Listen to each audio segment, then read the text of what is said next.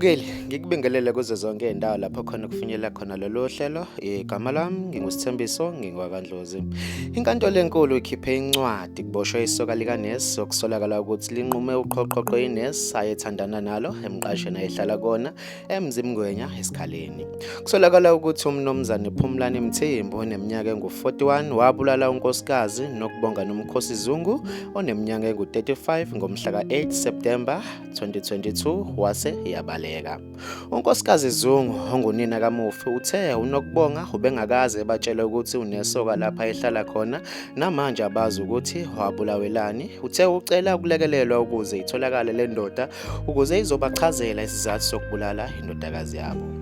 Unkosikazi Zungu uphinde waveza ukuthi umufi ubeyinesi esibhedlela sase-Richards Bay kusukela ngonyaka ka-2013. Umufi ufihle ngomhla ka-17 September ushiye emhlabeni abantwana abathathu okungabafana ababili nentombazane. Mbukelo omuhle veza uvo lakho kwi-comment section ngamayelana nalolu daba lobuhlungu kangaka. Ngizokubona kwenye ividiyo elandelayo. Sale kahle.